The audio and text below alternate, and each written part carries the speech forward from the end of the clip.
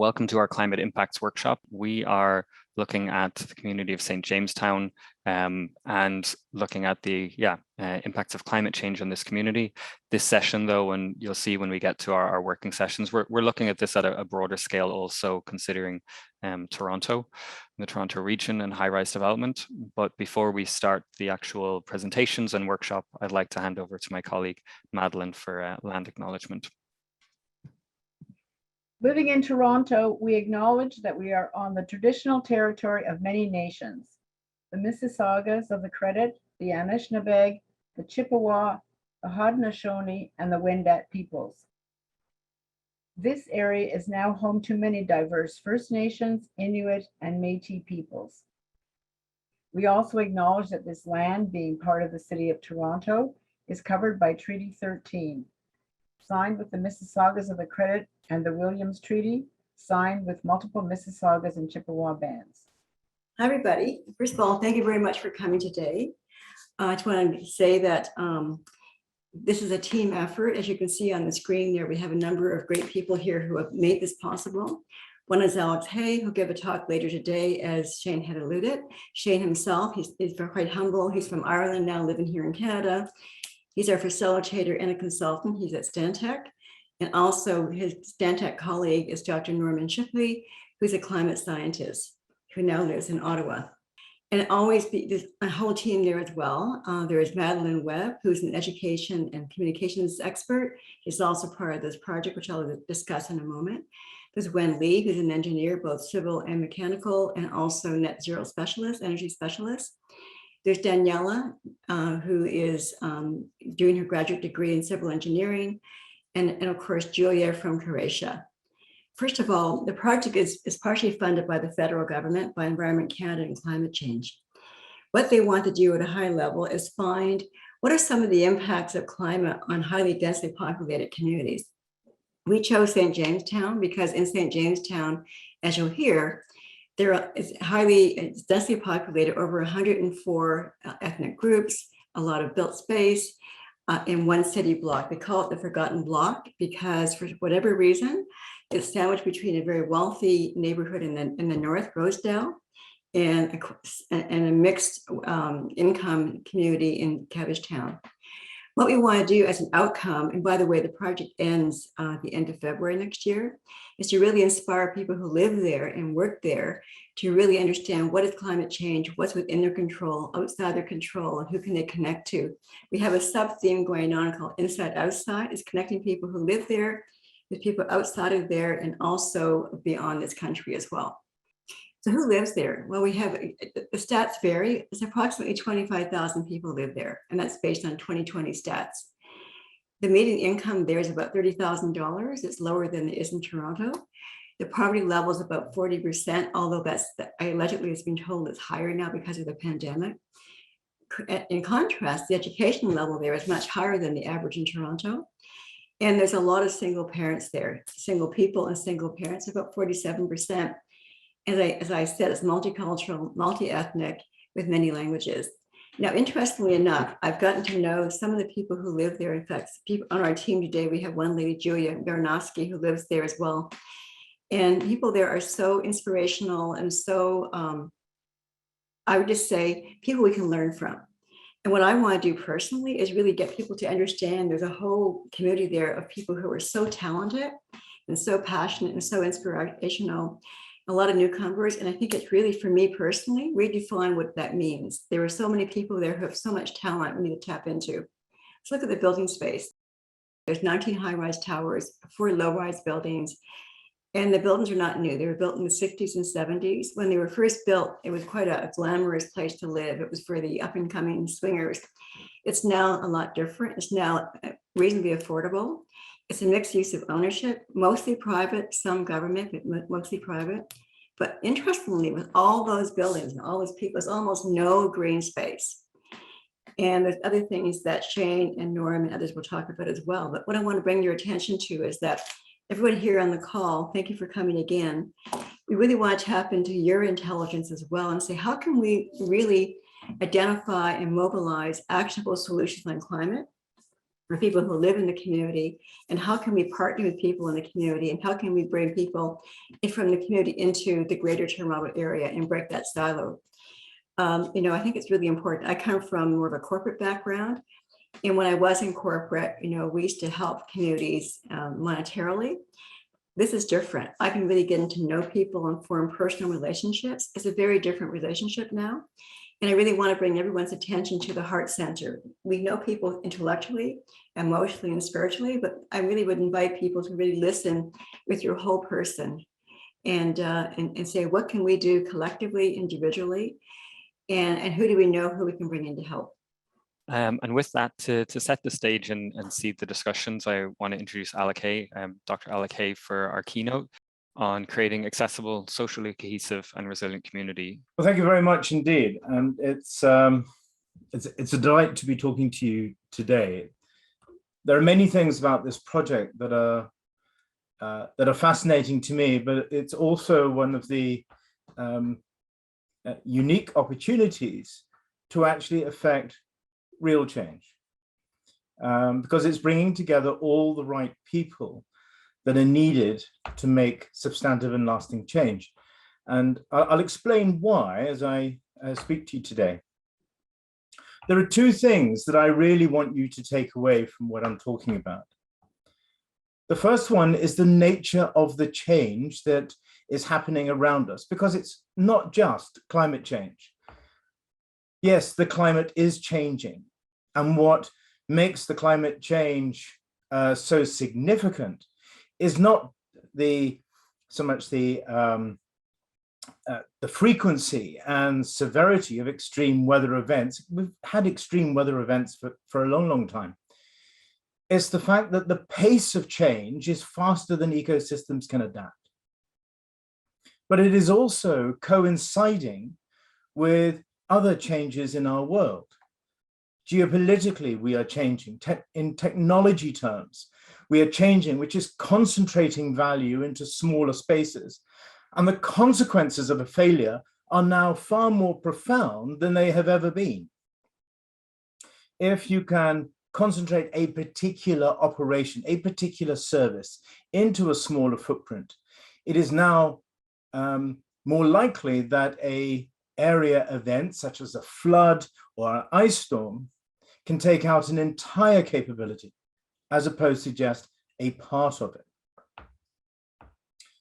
And demographically, we are shifting where we live, but we're also shifting in attitude. We have a reduced tolerance of service interruption, as well as a reduced capacity to absorb that interruption. Now, we can talk about these sort of qualitative things, but let's just put it into financial terms for a moment.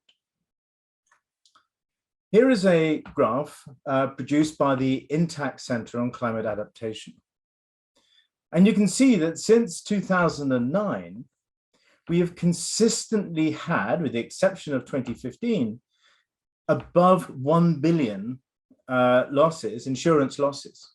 Now, bearing in mind that typically the insured loss is only about 20%, maybe 30% of the actual loss experienced.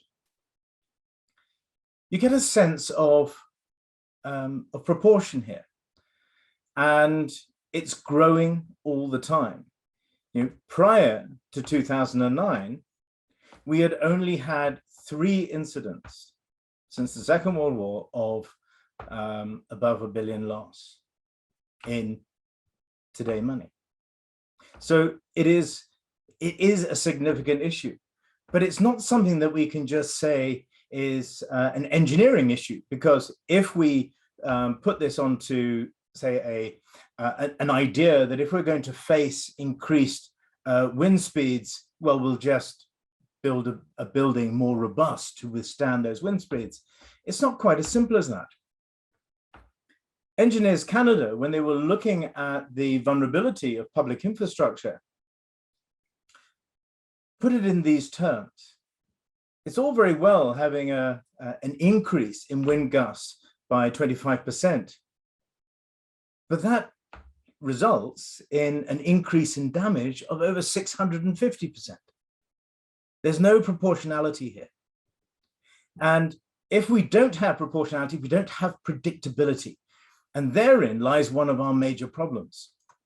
If we cannot predict what is going to happen, it means that the models that we have based all our planning on historically are no longer valid.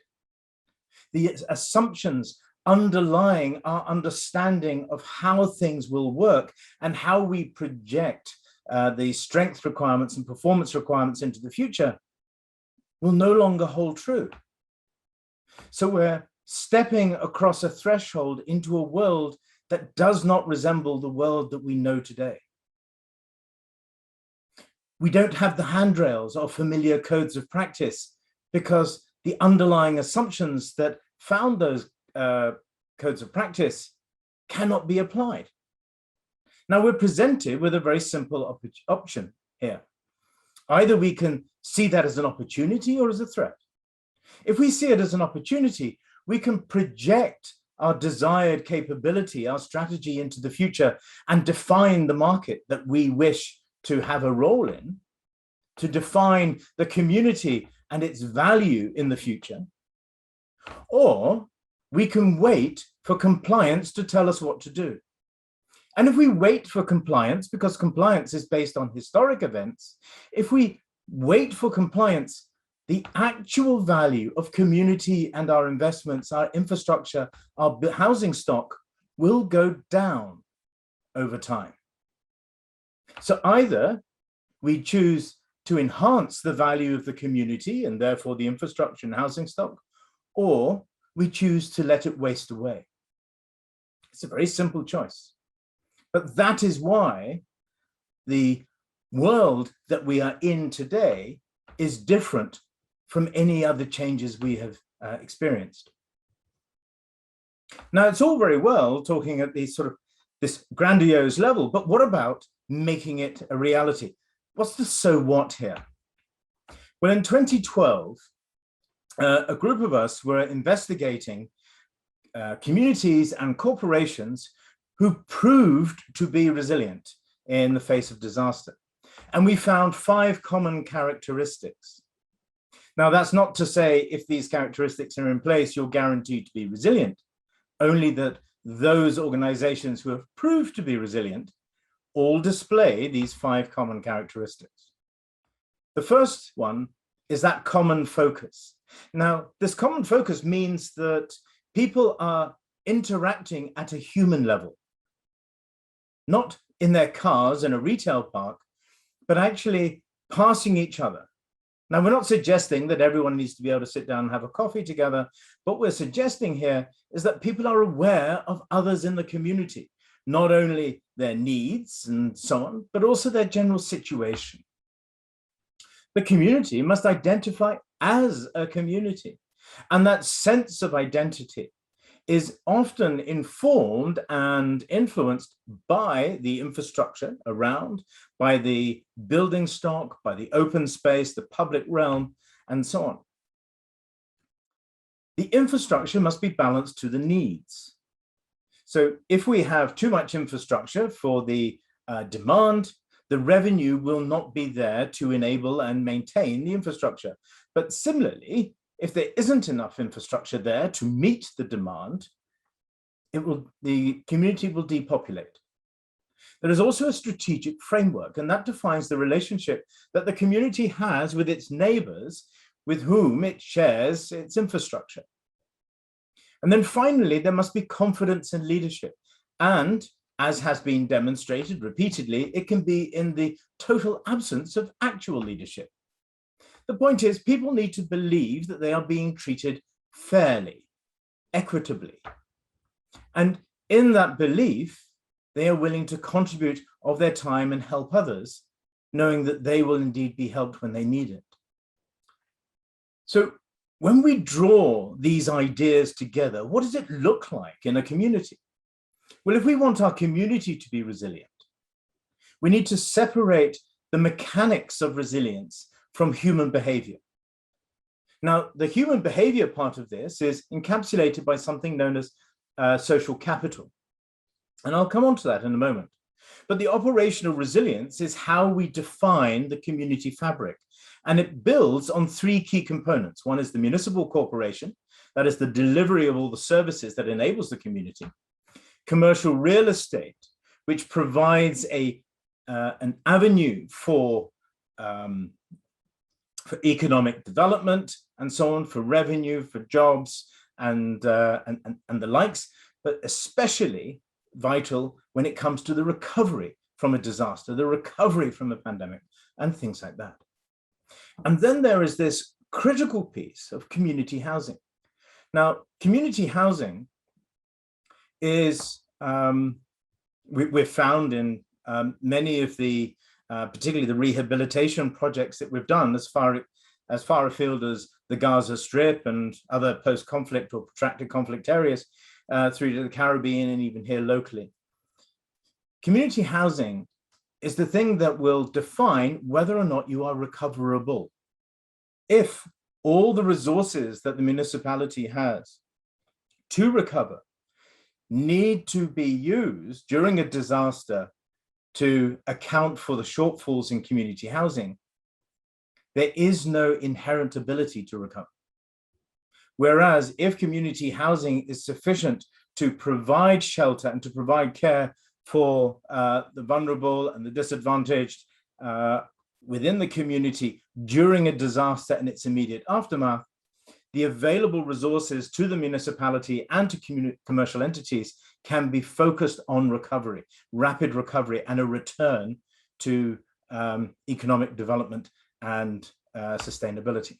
So these three components are vital together to enable the operational resilience of a community. But what does that mean? Well, if we look at this in terms of the dynamics, we see a community engagement piece, which is not something like a residents association or a particular trade group or anything like that. It is more. It is about the community coming together and identifying as a community to enable change. But what this does is it builds social capital, because then trusted communication lines start to build and the community identifies. But also it enables a sense of local ownership, an adoption of the built environment within and around the community that the community identifies with. This sense of ownership allows people to adapt quickly to changes in that environment. Out of that, though, it means that we recognize all members of the community. We realize it is not just the revenue generators. It is also those who are providing services that allow revenue generators to create the revenue that will pay for municipal corporations. And that complex relationship between all the actors within a community needs to be recognized. It needs to be drawn together. And we see that communities that are inclusive have consistently demonstrated that they are the resilient ones. Through history, there are many examples of communities that have polarized on socioeconomic lines and effectively become exploitative. They all fail. They have all gone under. Whereas the ones that are genuinely inclusive have thrived and have adapted to change and have proved to be resilient. And so that combination of social capital, a sense of local ownership, and inclusive community allows us to be resilient.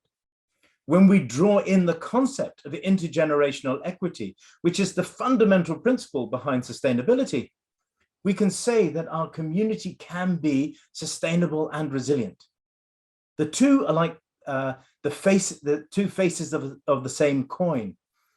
Without resilience, you cannot be sustainable. Without sustainability, you can't be resilient. We need both together to create community. So what is that first step? That first step of community engagement is to create an association of partners.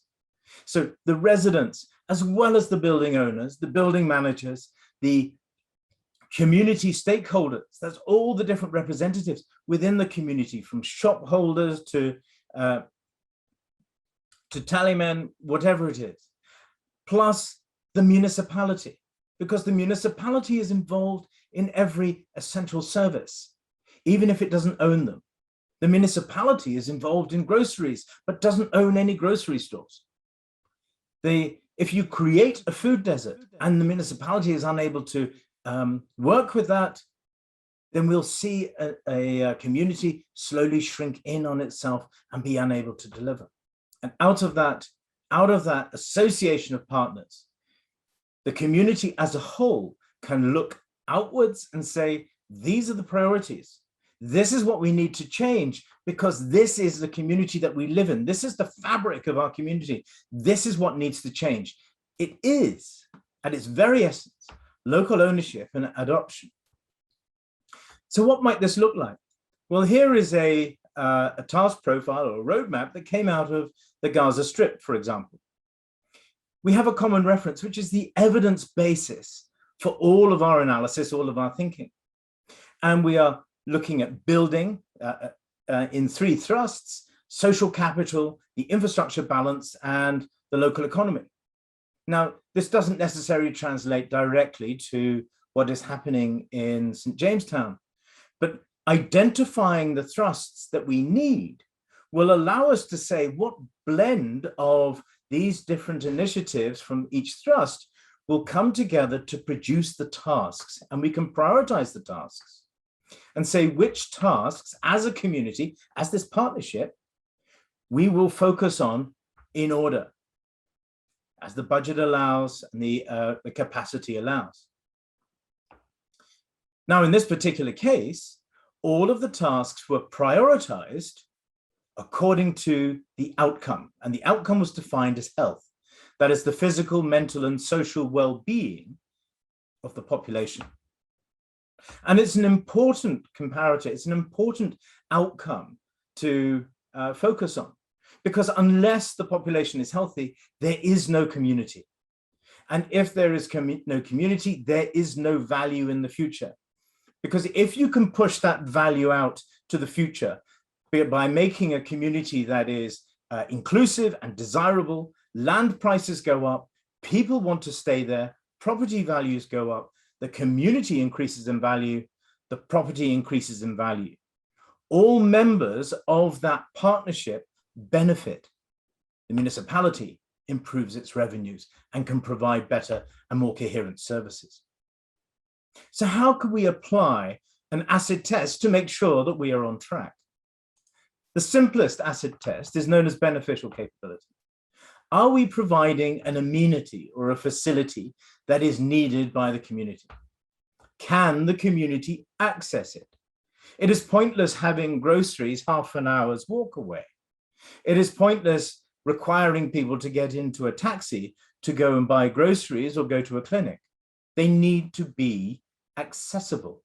So it's not just having the amenity there, it must be accessible.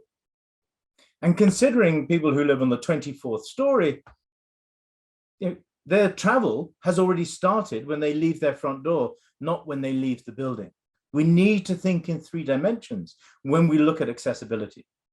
And then the last part of that is, do people have the capacity to benefit from the service, from the facility, the amenity that is being provided? The uptake of vaccinations in single-parent families was substantially lower when the onus was on the family to go to the clinic. But traveling clinics improved the vaccination profile. Similarly, with single-parent families, with a lot of immigrant families, and so on and so forth, in some of the examples we looked at in the Caribbean, it was through traveling grocery stores that nutrition levels were fundamentally improved compared to expecting people to travel to a service. All I want to really say out of all of that are 2 things. One is the nature of the change that climate change is a part of, and possibly the biggest driver, is not like something we have ever experienced before. The pandemic has in many ways catalyzed our understanding of that change, and the change is happening faster than our existing systems and certainly all the natural ecosystems can adapt to. The other part of it is that we need to seize this change as an opportunity. We need to be able to project forward. the value we want for a community. So all members of a partnership can benefit, but it means we need to form partnership within the community in order to realize those opportunities. Thank you very much indeed. Thanks, Alec. Before I open to the floor for some general questions, just one that crossed my mind, given that these communities, and especially St. Jamestown, are such diverse communities from ethnic and cultural backgrounds, socioeconomics and demographics, what's one of the first steps that a community can take to develop that sense of ownership and start to bridge some of those divides, recognizing that these are inherent challenges? I think one of the biggest problems that quite often occurs is that when people start to put together an association, a residents association starts, and it can almost become antagonistic against an owners association and others in the community. It needs to be able to transcend that, and it requires genuine leadership. It requires the ability for residents, owners, managers, and stakeholders, and as I say, the municipality, to come together and recognize that they wish to achieve a collective benefit. And even the smallest steps towards that goal produces tangible benefit. And the benefits are very, very quick. Because as soon as you can bring people together to look beyond their relationship with each other and the relationship that the community as a whole has with its environment, you see the community adopting the infrastructure that is inherent to the community and identifies the priorities that it needs to address in developing that infrastructure. Thank you. I'll leave the floor open. Are there any other questions from the audience? Alec, I'm not sure if you can see the chat, but there's a question from... What is the role of community groups? Could you be more specific? What are you talking about, community groups? Are you referring to... Thinking of nonprofits, community agencies, both formal and then there's grassroots groups as well. I see them as very much part of the community stakeholders. These are not, they don't necessarily need to be within the community, but they are stakeholders in the community's development and progression. More often than not, they will also provide many of the vehicles to realize some of the initial advancements.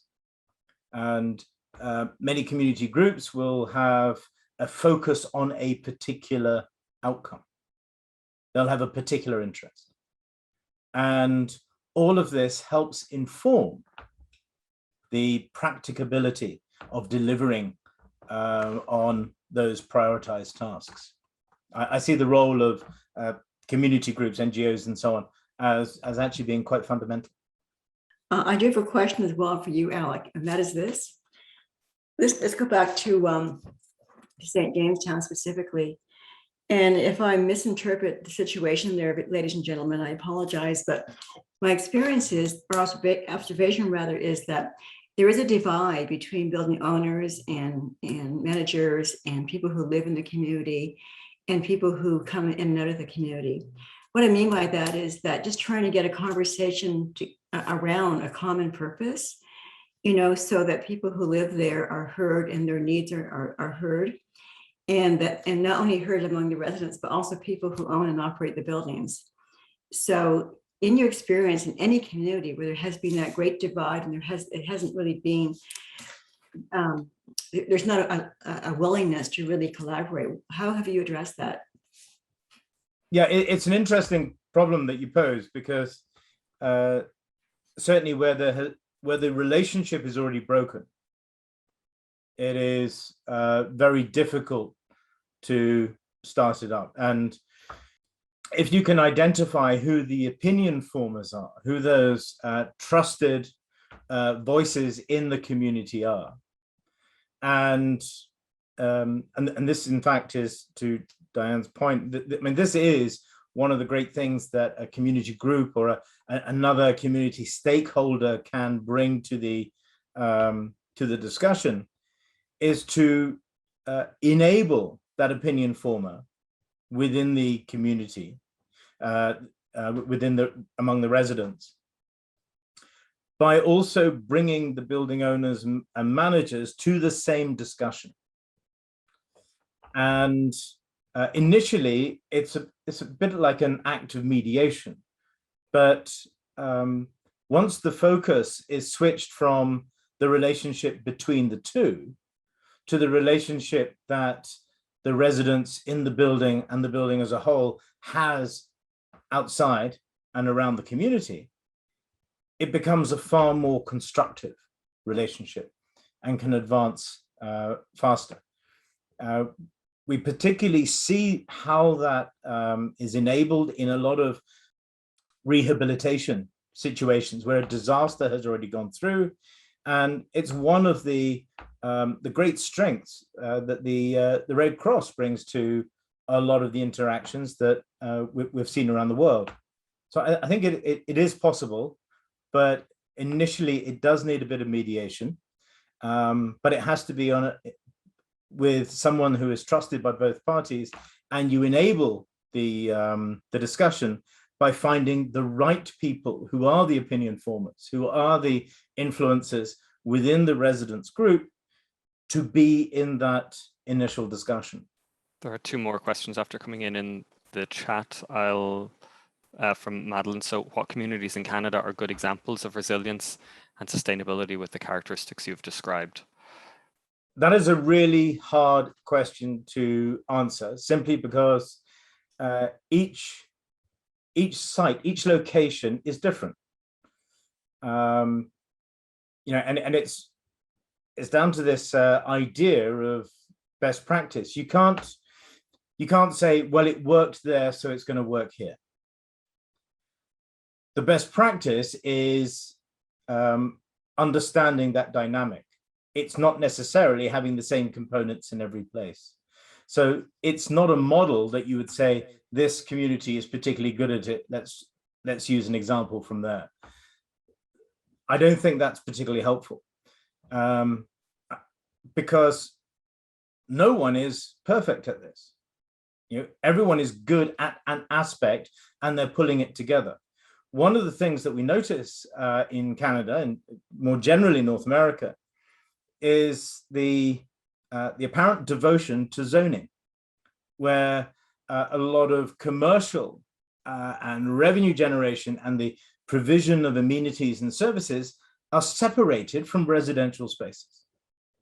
And by doing that, we're either saying we depend upon other forms of transport to get us from A to B, or we're saying we don't need these amenities to be directly accessible to all members of our community.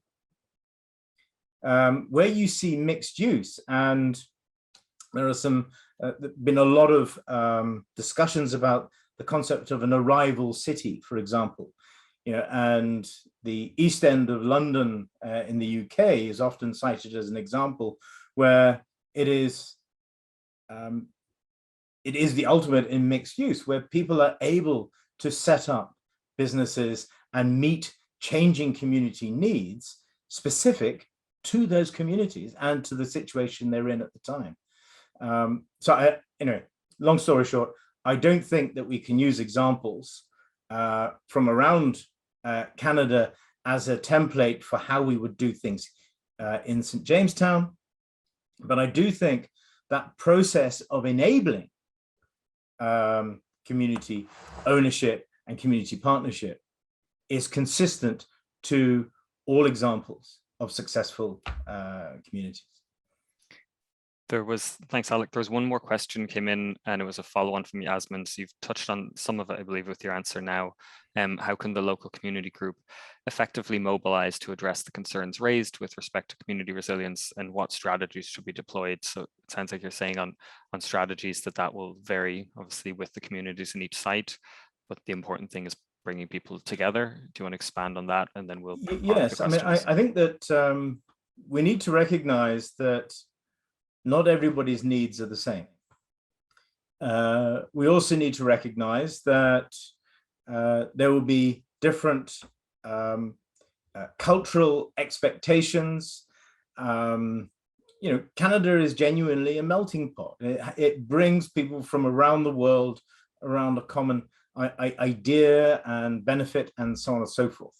And in that respect, it is it's an example of opportunity in an extraordinary way. But it also means that we need to not only recognize, but be tolerant of the fact that there are fundamentally different needs among the people who come in as immigrants, as well as the people who are already in the community.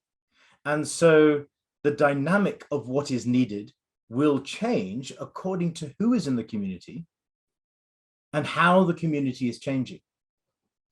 So that the strategy must be founded in what is actual, as opposed to what we think it should be, or an idealized idea of how people would behave. Thanks, Alec. Okay, I'm going to keep us moving. We've got a presentation now from Norman Shippey at Stantec. Yeah, good afternoon, everyone. Thanks for being here. So I'm going to talk a little bit here now about the climate science, the hazards, and some of the trend information for kind of the area around St. Jamestown. But to start with kind of a global picture. A couple of things here that I always like to start with this, because the one thing that gets confused sometimes, and these things lead to each other, so it's important to understand the difference between weather and climate. Remembering here that weather is essentially what you get. It's that short-term, hours to days information or conditions that change rapidly. So things like thunderstorms or wind gusts or cold fronts moving through, temperatures can change very quickly, that type of thing. And that can be something that can impact either a very limited or a very large area, and it can be controlled by very small phenomena or very large phenomena. And weather overall is relatively challenging to predict because it's kind of chaotic from moment to moment. Whereas climate is something that you expect. It's something that occurs over a long period of time. We've been living on this earth for a long time. We kind of understand what the climate is in different areas around the globe. And it lasts for years to decades. It has a gradual progression that we look at in 30-year increments. And typically, we can look at climate conditions in a wider area. And in terms of the way that we talk about these, we use projections to understand what's going on with climate. One corollary here that we can use is that the real difference between weather and climate is that weather is essentially what you pick out your daily outfit for, whereas climate is what you're buying your wardrobe for. And so all of your outfits that you have for the whole year, you're basing on where you're living and what your climate is, whereas on a single day, even if it's January, if it was 30 degrees on a January day, you would still pick out the shorts and t-shirt option instead. So when we talk about climate change and climate change information, essentially since the 18th century, we've been monitoring and recording the day-to-day weather and gathering statistics together. And the records show that the Earth's atmosphere is warming, and that's causing our climate to change. And in general, this is what we'll call it climate change. It's just what we've been observing, the full change over since the 18th century. And a couple of really key things here. What is happening with climate and climate change? It's actually a really simple problem to think about. There's lots and lots of issues that go along with climate change, but in general, it's a simple concept as to what's causing the climate to change. It's also a serious problem. We know that it's a serious problem. We see the number of extreme events that are happening around the world. It's happening at a rate, as Alex said, that we've not seen before, nor can we really understand. But it is something that is solvable in quite a few ways. And so the solvable portion of this, it's kind of a grand challenge, and humanity likes grand challenges, and I'll talk to that here kind of towards the end of these slides. So the simplicity portion of this is really burning fossil fuels is leading to more CO2 in the atmosphere, increasing our greenhouse effect and our greenhouse gases, which is leading temperature to rise. And in all those situations, essentially the greenhouse effect is just being amplified by human activity. And the new IPCC reports really drive that home. Humans have definitely been the cause of the kind of rapid changes in climate that we're seeing. the way that this looks in terms of kind of what the last few years of data look like, in general, the last since 1979 to 2020, you see on the left here picture what has been happening globally with climate change. And so in the Northern Hemisphere, you see that across lots of Canada and lots of North America, it's been between a 1 to essentially 4 degrees worth of change if you get up towards the Arctic Ocean. And if you were to take that same chart and go all the way back to 1901, parts of Canada have been warming by 4 to 5 degrees in Northern Canada. And it's faster than the rest of the globe. So when you hear one or 1.5 degrees of change is what we're trying to limit it to, if you look back to what we've been at, we're kind of already close to 1.2 degrees of change. So we really have a lot of action to take in order to limit to 1.5 degrees. In the right-hand side there, you actually see the temperature anomalies going all the way back to the early or the late 19th century. And essentially what that looks like now, we have never seen temperature anomalies in human recorded time that have been as warm as this. And so how do we handle climate and climate change projection? There's some technical words here on the screen. I'm not gonna go into those too much here. Just know that climate and climate modeling handles things in what we call scenarios. And these scenarios are based upon essentially how much greenhouse gases, how much carbon dioxide, those types of gases are in the atmosphere. And the newest scenarios are also accounting for a kind of social and economic changes that are kind of part of our decision making along the way. And you can kind of see in each of these scenarios, there are 4 highlighted on this screen here. The red line here is kind of our business as usual. We're going to keep emitting greenhouse gases like this until at least 2080. And that leads to globally about 4 degrees of change. And that is the global average. There are going to be areas that are much warmer than that and areas that will be colder than that. Some of the other scenarios here, so the bottom scenario, this RCP 2.6, would have required us to really start acting on climate change a few years back, let's say about a decade ago, to really start cutting greenhouse gas emissions and transitioning to a net zero economy. In order to get there now, we would have to be removing carbon dioxide and other greenhouse gases from the atmosphere quite rapidly. So in general, the scenarios that we look at when we're talking about climate change, we're aspiring to kind of get to those lower scenarios. But the unfortunate truth at the moment is that we're heading along this red line unless we take action. What does that mean from a resiliency perspective? It's a challenge, right? The more change that we have, the more extremes that we're going to have. So specifically in the Toronto region, and I'm just throwing these up very quickly here. I don't want you to remember numbers or anything like that. In general, in the past, the average kind of temperature from the 1950s to about 2010 or so is, for the full year, is about 8 degrees. And if you look at what the change under this kind of business as usual scenario looks like into the future, at the end of the century, we're sitting at about 14 to 15 degrees on average over that whole period. If you were to stop greenhouse gas emissions now, that's not going to just flatline where our temperature is. It would continue to rise for a certain period of time because there's some residency and issues with greenhouse gases in the atmosphere. But if we continue to emit at the same rate, we're going to warm quite a bit on average. So that means winters and summers look very, very different. And in terms of the hottest days of the year, so I'm just using 30 degrees C as a number here. It could be 40 on the screen as well. In general, the way to think about this is that 30 degrees C days in general in the past, we've averaged somewhere between 10 to 20 of those per year. So think about that as kind of the 1.5 to 2 weeks out of a month per year. And if we look towards the end of the century under this scenario, that goes up to about 80 days a year. 80 days a year, it represents essentially the entire summer worth of temperature over 30 degrees. Our current infrastructure is not designed for that type of temperature on a consistent basis. So you can think about things in terms of buildings, heating and cooling, windows, seals, all those sorts of things. Really, it has an impact there. In terms of the way winters look, winters will essentially go from being on average somewhere in that, the coldest minimum temperature here is somewhere between -25 and 20 for a long period of time.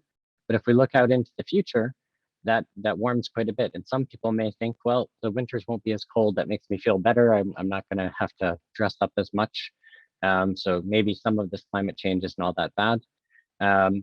In terms of this, it doesn't mean that those really extreme cold days disappear. You can see there's lots of kind of squiggly red lines around the black line mean here in the middle. So you can still get some really cold days, even in these warming scenarios, because of all the impacts that happen with sea ice and extra things. I'll show those in a minute. And in terms of precipitation, trends are a little bit harder. The one thing that is clear is that extreme precipitation events are more frequent and more intense because of the amount of water that can be held in the atmosphere. So in terms of general precipitation, Toronto is not in a bad situation where we're all of a sudden going to be seeing thousands and thousands more millimeters of rain a year. We're going to sit very similar to where we are right now. The biggest challenge is timing of precipitation changes. You'll have longer periods of time with dry versus wet conditions. So it's not so much that the amounts change, it's the timing and how much comes down all at once. So when we talk about why this is a serious problem, all these things that I showed you are kind of the mean condition changes, and the mean conditions are changing by quite a bit by the end of the century. But as you can see here, our simple problem was CO2 leading to temperature change. Well, that temperature change leads to some big problems. Things like rising seas, that's less of an issue for places like Toronto because of the fact that you're not on an ocean. But because of the other impacts, you're seeing more wild weather, more extremes, more wind events, more extreme thunderstorms, more extreme heat events. So what this means is that a small change in average conditions really changes the way that that our extremes will manifest into the future. So what we're seeing when we change our average temperature is that we're increasing the number of days and the amount of ability to have extreme and extreme heat, especially if we use temperature as an example here. What can also happen here is that you could flatten out the curve and add more variability in. And so you wind up with more and more extremes overall. What do some of those extremes look like? There are some weather patterns, and this may be near and dear to a bunch of people. I know sitting in Ottawa, this one pops up in my head a lot, but thinking about the cold air outbreaks and the polar vortex. I think most people probably know the word polar vortex now and may not have known it 10 years ago. But essentially the polar vortex is always there. It's kind of this represented by this stable jet stream that you can see in the left-hand side. And essentially in a normal situation, we have a pretty stable jet stream. Polar vortex kind of sits close to the North Pole, not necessarily exactly there, but in the Northern Hemisphere in the winter, it's always there. And what's happening now is as we've warmed the climate and we've melted sea ice, we're causing some extra waves to happen in this jet stream. And it really means that the cold air is going to move much further south, the warm air is going to move north, and we wind up with kind of strange patterns with the jet stream. I'll show some examples of recent years. So a typical year where you might have some really stable jet stream is something like November 2013 here, which you can see where it's the cold air is kind of domed over where you would expect it to be. And sure, Northern Ontario and Quebec and parts of the rest of the territories are cold, but that's what we would expect. When we get these cold air outbreaks, like in 2014 or 2019 or 2020 or, or 2018 even, you wind up with a situation where you get this kind of strange little bump in the jet stream over Alaska, the western part of the country, where my colleague Shane sits in Vancouver. They get kind of nice warmer weather. And then over the eastern parts of North America, diving last year all the way down into Texas to cause a big ice storm. That's where you get these really cold air outbreaks. And these can persist for long periods of time. And in 2019, they persisted all the way into April of that year. So that's when you get the question of, well, so what about this climate change thing, huh? Where it's cold all the time, it's not global warming anymore. It's a manifestation of the same problem because it always will flip back the other way. And so in terms of other types of extremes, precipitation, in this chart here, I don't have a lot showing you here, but these are some interesting events that have happened near Toronto since 2000 all the way to 2014, and I could update this with some more. We've used this chart quite a few times in different ways, but the idea here is that the footprints that you're seeing here are where extreme rainfall events have happened in the past. And the way we often categorize extreme rainfall events in the climate science side of things, or even on the impact side of things, is that did it hit you exactly where you are? How much rainfall did you get? And it's recorded by the airport. And if you can tell here, so Mississauga is on the map there. The Toronto airports, or Pearson is kind of sitting right about there. And most of these did not hit Pearson. For example, the August 2005 storm, the green storm there, that's Finch Avenue storm that wiped out Finch Avenue and caused $1 billion in damages. That storm was not recorded at the airport because it didn't hit there, or at least the same intensity wasn't recorded there.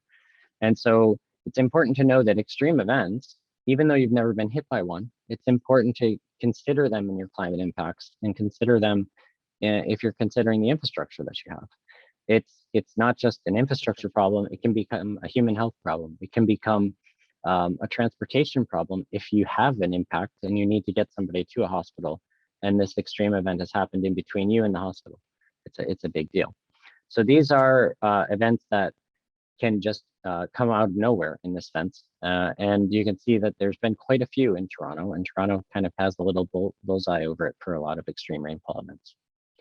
And Alec mentioned this earlier, and just to kind of even follow up on some of what he was mentioning, this is an unpublished study out of another RSI, Risk Sciences International, but in general, this was a Southern Ontario municipality looking at the number of insurance claims per day once we hit a specific threshold of wind speed. So in this case, this was a gust of 90 kilometers an hour or greater. As soon as we hit that number, the insurance claims per day went from about 15 claims per day all the way up to greater than 60 per day.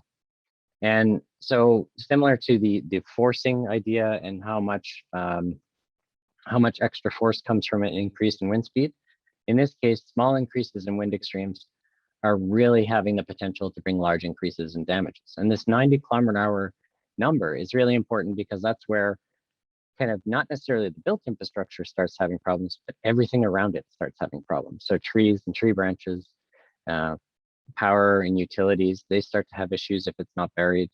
And those sorts of issues come up right away. So it's a consideration for resiliency. And so in terms of all of this, one of the things that presented a lot there, but remember that this is something that is solvable in a lot of ways. And it's not always going to be that we need to build bigger, stronger, or like more rigid. It's maybe sometimes it's simple measures. In this case, we need to make cuts in order to avoid that 4 degrees of warming by 2100. And where we are right now, those emission cuts would really have to happen quickly. The reality is we're probably not going to hit that 1.5 degrees. There's been quite a few reports coming out from both the UN and the IPCC that, aspirational targets are kind of 2 degrees now. 2 degrees seems to be something that we're headed right towards. Doesn't mean that we can't work with that, but it is a big difference. When we talk about engineering and we talk about design, we're often concerned with kind of climate extremes. And we use a 30-year average to understand climate. And right now, this will be updated here probably by the end of the year.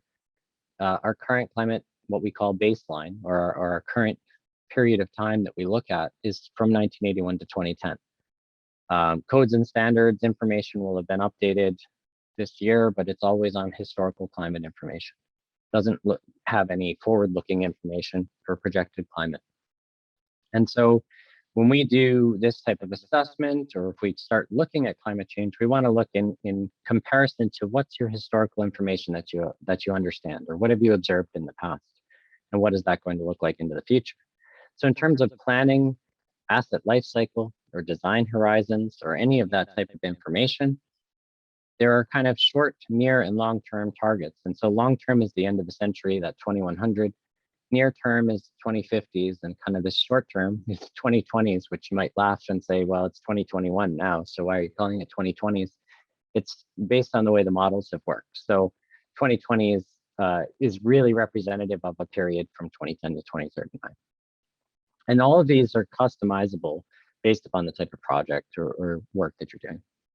And why this is important is that we have design standards and design information that has been built on historical climate. But the reality is climate's changing so much faster than what we can actually adapt to right now, that we need to have forward-looking design parameters that understand and incorporate climate change information that's projected into the future.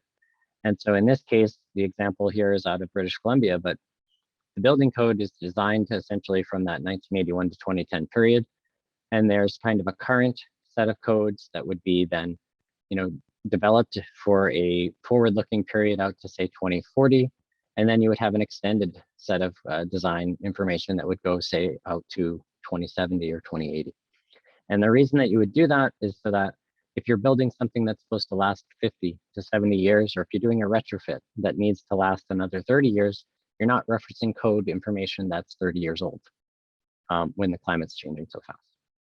And so how do we handle some of these things, and how is it solvable? There's quite a few different ways.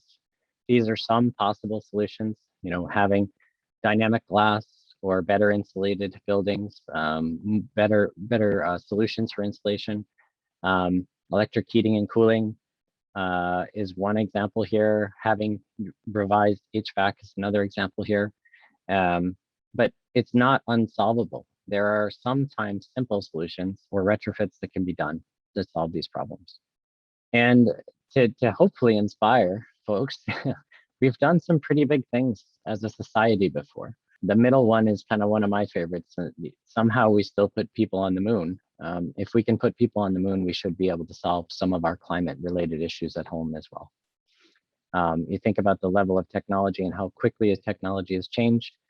I remember when my parents first brought home their first cell phone, and it was a giant kind of box that was in the car that you call from, and now they fit in your pocket, right? So we've made great strides, and essentially we have the power of what the first computers were in like a small portion of the phone that you carry around every day.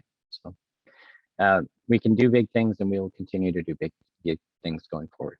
Thank you, Bala, for this question. This relates to the challenges with commuting a complex topic such as climate change, which is often academic or very scientific.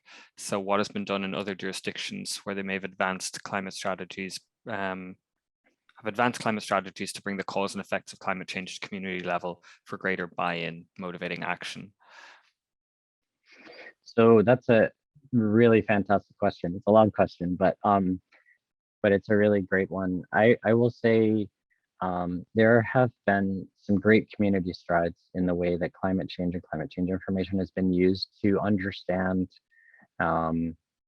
buildings, assets, anything that they have in specific communities. I'll use an example of First Nations that we've worked with over time, and we've developed essentially a way to incorporate climate change into asset management. And if that is essentially a key to all of this, where climate change information can feel extremely overwhelming. If you ever try to read an IPCC report from cover to cover, it's daunting. But the way that information can be really tied back to a community is to bring in local knowledge that people have, that from where they are or from what they've observed, and tie it to events that you've seen and understand what is the intensity of that event? Do you remember that event? What was it like? And then being able to understand that type of thing might be what happens more often into the future. What does that look like if those things happen more frequently? So there's some really great ways of doing communication that are they don't need to be as technical. And I probably went actually more technical than I wanted to go on this talk. But the idea really is, and I can provide a link if you're interested. There's a First Nations toolkit that they work with for building their infrastructure more resilient to climate change and understanding how climate is impacting them, and also incorporating knowledge that they have, right? So in terms of the way that any community can use that same type of approach, it's gathering community knowledge around climate and climate change and what's been going on. That's key here. It removes a barrier right away.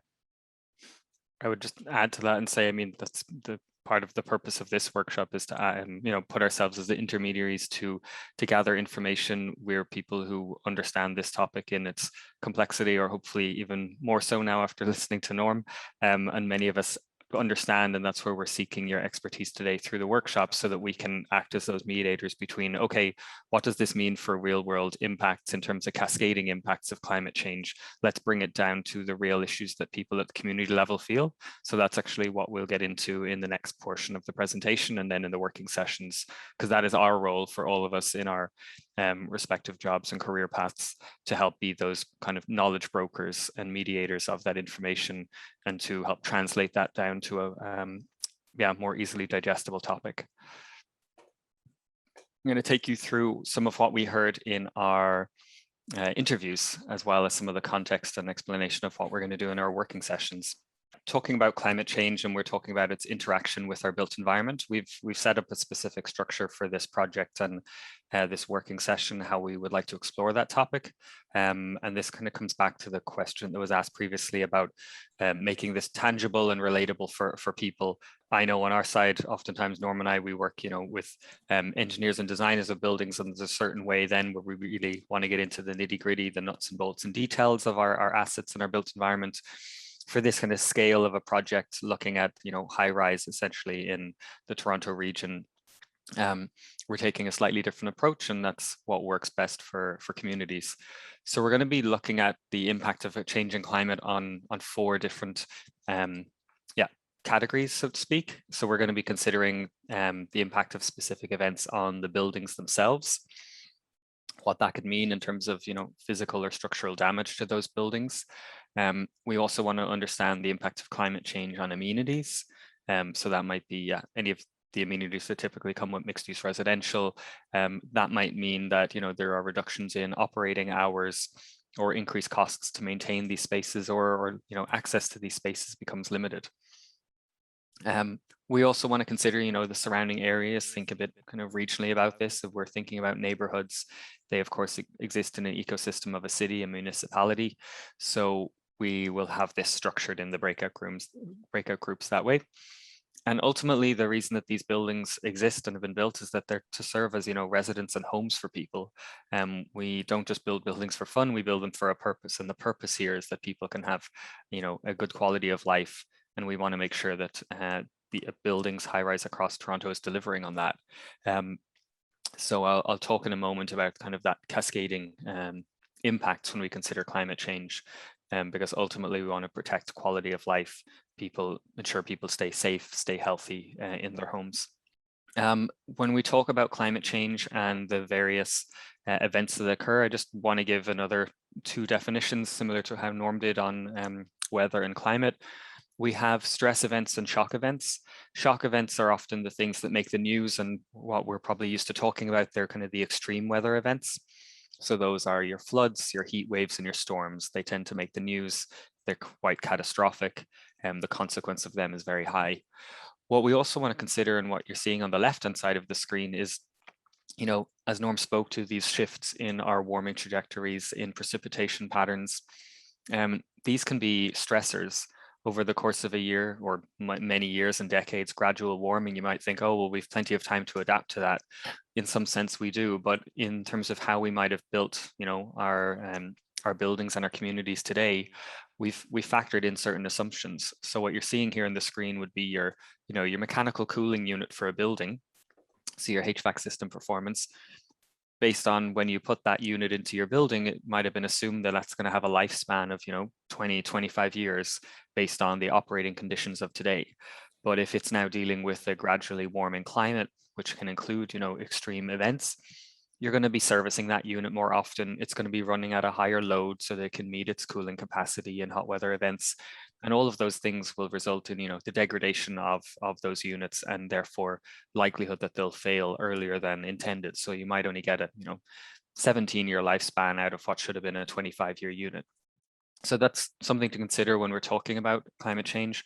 We care about the shocks. We also care about the stresses, and that's kind of how we group those. I'm going to give you an example. This is this discussion now on cascading impacts and how and where we can intervene as a society, as designers, as community members. And it comes back to that idea that, you know, buildings serve a purpose, and that is to provide safe and secure housing, as well as other amenities on site. So if we consider that, you know, there's an extreme rainfall event, it could result in pooling of water outside of the front of a building, or could result in flooding of a parkade. Suddenly your building becomes inaccessible. So that's what you're seeing here. So your homes, suddenly you're having difficulty accessing your homes. It might mean then that you decide to deploy temporary ramps. The other is that, you know, what does that mean then? Okay, well, that will trickle down to, if people can't access their homes, rightfully so, they might complain and say this is an issue. They might raise it with their council. They might raise it with the building manager. There are various platforms they might use. They might even go to the media if the problem became large enough. On the other hand, there's then an issue that's being dealt with on, you know, the operations, facilities maintenance side, that this extreme rainfall might lead to a backup of sewage if you have combined sewer stormwater system. So it might result in a sewage backup, which could cause health and safety concerns, which might require, you know, an extraordinary sanitation operation, people to come in, because of course there are health implications. And that wasn't covered or, you know, accounted for in the operating budget for that planning cycle. So how might we intervene? We could choose to adapt. That, in this sense, adapt means design differently. If it was a, you know, an opportunity through a retrofit to build differently, to put in some sort of redo the grading on site to ensure that water isn't pooling outside entrances. Of course, if you're starting at the beginning of a construction process, you know, might site your building differently on the property. But there are various design measures that one can take to adapt and try and intervene as early as possible to avoid, as I said, these cascading impacts. It might be that you set some sort of trench or ditch that would then divert, you know, a culvert that would divert the water into a ravine. These are just some of the examples. The other thing that you might choose to do is manage it. You go, this is something that we actually, you know, we don't have the funds available right now, or the capacity to adapt or to design differently. We need to manage this in the interim. And to do that, we're going to deploy temporary ramps and, you know, other alternative ways to access this building. Another thing that might happen is that you just decide to monitor the costs associated with this. Again, it's, well, we don't have the funds right now, but if it crosses a certain threshold, you know, from our operations and maintenance budgets, well, maybe that's when we start to trigger an extraordinary meeting and people to come together to say, okay, we need to start planning for this in capital planning or amendments to our annual budget cycles. So that's another way that we can do, is just choose to monitor, hoping to gather more information so that we can better plan for it. You know, was this just a freak event and we have more time to come up with adaptation measures, or have we started to see that this is exceeding our, you know, our annual operating budget for 5 years running, and we really should take a proactive approach. And then, of course, as always happens, we have emergency plans where, you know, where a community might not be fully prepared for an extreme event occurring. We oftentimes rely on external authorities, you know, either fire services, it could be military in the worst of cases. We rely on these external entities to provide support to us in these times of emergency and disaster. So that's just a flavor for, you know, these cascading impacts. And I'll explain when we get to the spreadsheet that we'll be working through in the working session. We want to understand how things are felt at the community level, so that we can understand how we can better intervene at the design stage or through retrofits and renovations on site, so that we can capture this full breadth of cascading impacts. So we had interviews to kind of seed discussions and prepare ourselves for this working session today. I think some of you on the, many people on this call were part of those interviews, and then there are others who we didn't manage to connect with, and that's why we're very excited today to gather more information and fill out that picture of understanding.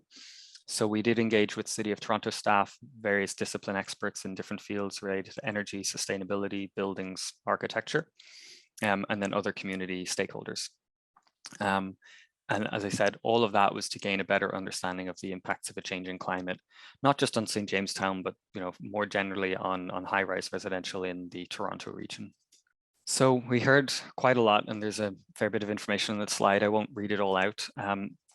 but we knew and know that there are issues with aging electrical infrastructure. One can easily jump to what that might mean in terms of cascading impacts with potential power outages, failures of certain systems in flood events, as well as inadequate cooling on the site. And I'm going to walk through and structure this in a moment on slides looking at hot, cold, and wet events. So this is just a high level overview. We know that flooding has occurred and there's been damage to properties, power outages. We know more generally this issue goes back to our keynote about disconnected communities. But we know that positive efforts are underway. There's the Sept program, Sustainable Towers, engaging people, seeing positive results. The City of Toronto themselves have the Tower and Neighbourhood Revitalisation Unit, and then there's a Green Champions Network, among others. We know that St. Jamestown specifically has issues with accessibility due to a kind of, the term we heard was a transit fragile neighborhood. There's not much support for, or no support for, aging in place in these towers. We know that costs are a prohibitive barrier to changes being made at this site. And there's challenges therefore with renters, or for the renters, because of course it's a tight market right now for renters, which means there's little motivation for owners to improve properties when there will always be somebody ready to move in. And a lot of, the technology proposals, there's still some large payback periods on some of these projects. It's also a transient community, people land here first and settle themselves, but then do move on out of the neighborhood. And so that results in low social capital. So I'm going to take us through 3 or 4 slides now about, and this kind of mirrors the structure we'll get to in our working session. So what we heard when we wanted to explore, okay, what have people seen or have lived experiences with or heard from their communities as it relates to the impacts of heat waves and extreme heat or gradual warming on high-rise developments. This idea that the electrical systems, are reaching capacity, and during hot weather events that can cause more failures in the system. That air conditioning units, where tenants have them or have provided them themselves, they're expensive for tenants to run. It's very, when you think back to Yasmin's slide on the average income for people in this community, running an AC unit becomes very unaffordable. There actually then is a conflict because these AC units have been banned by many building owners due to health and safety concerns, as well as the fact that units in many cases are not metered, so that energy use isn't fully accounted for in all situations, as well as damage to the building. So AC window shakers, as the term was thrown out, affecting the structural integrity. There's also then the issue of people placing these units in their windows, and that and kind of not being sealed correctly, and therefore in winter you have cold air ingress, which results in then increased heating loads. And then Toronto Community Housing Corporation actually replaced many of these units with portable units. So that's something positive that we've seen come. But yeah, as you can gather, hot events have caused various issues, mostly relating to comfort and livable spaces, and especially combining with what we just heard from Norm for the region with trends. One can very easily imagine a scenario where this would have health and safety implications, especially for elderly people or people with underlying health conditions, respiratory illnesses living in these buildings. When we consider cold events, the older building codes have not been, weren't prepared maybe for some of these extremes. So we have considering here snow or winter storms, extreme cold, freeze thaw. And yeah, some of the freezing of plumbing lines, of course, and that was one of the issues we heard about, an impact where freezing of plumbing lines results in burst pipes, water ingress, which then gets into your electrical system. So a cascading impact there. And so fires and flooding issues in the building. The next one we wanted, which we covered, was intense rainfall, so wet. And we use these headings again when we're working at more the community scale. The idea of hot, cold, wet, and kind of windy is kind of the nicest, simplest way to bucket these climate hazards.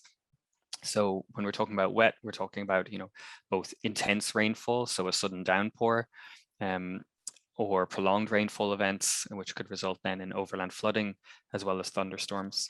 So then there were issues relating to the roofs leaking, to flooding of basements, as well as water ingress issues, which we all know is very problematic when a building envelope has water in it. It generally leads to issues with mold and is very complex and expensive to fix.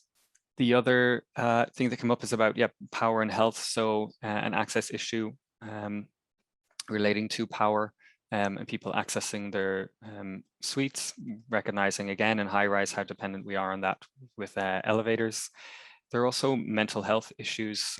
So isolation has definitely been worsened through COVID, but if you also think about, these extreme heat events or extreme cold events, in fact, many of these hazards, people tend to kind of buckle down and shelter in place. They might not reach out to the community the same way for support. If a building hasn't fostered a strong sense of community and connection between neighbors, it would be very easy to imagine that somebody who lives on their own might struggle, not have been prepared for the event that's occurring, might not have adequate food in their cupboards or have the ability to keep their space warm.